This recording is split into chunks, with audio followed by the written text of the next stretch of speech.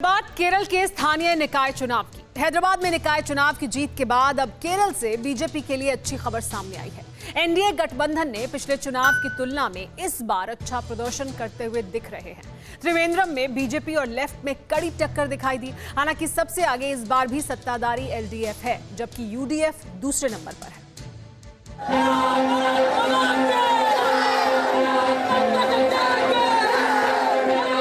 वामपंथियों के लाल गढ़ में भगवा विस्तार का ये जश्न है।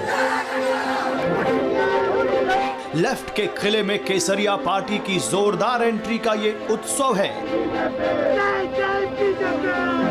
ये खुशी है केरल के निकाय चुनाव में बीजेपी की जबरदस्त जीत की।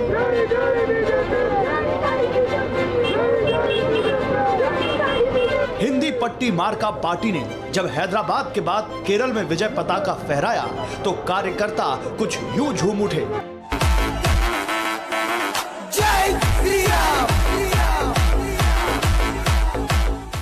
यूं तो समूचे सूबे में लेफ्ट की अगुवाई वाली एलडीएफ सबसे आगे है, दूसरे नंबर पर यूडीएफ है, एनडीए तीसरे नंबर पर है। लेकिन पिछले चुनाव की तुलना में इस बार बीजेपी बेहतर है। त्रिवेंद्रम में तो सीधे सीधे सरकारी पार्टी से लड़ाई है।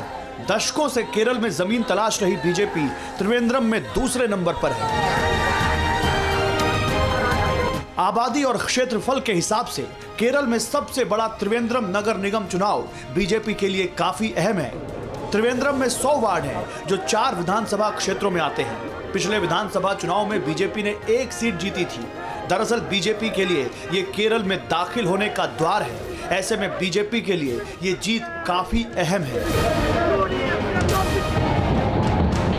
हार और जीत के बाद कोझिकोड में जबरदस्त हिंसा हुई है। बीजेपी और सीपीआई के कार्यकर्ताओं के बीच जबरदस्त झड़प हुई। दोनों दलों के कई लोग इसमें जख्मी हुए हैं।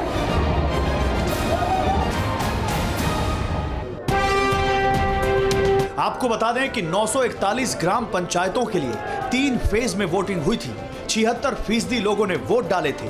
500 से ज्यादा पंचायतों में वामपंथियों का पताका फहरा रहा है, जबकि करीब 400 सीटों पर यूडीएफ। जबरदस्त वापसी से वामपंथी खेमों में जबरदस्त जश्न है। लेकिन उम्मीद के हकीकत के करीब होने से बीजेपी के कार्यकर्ता भी जबरदस्त उत्साहित हैं।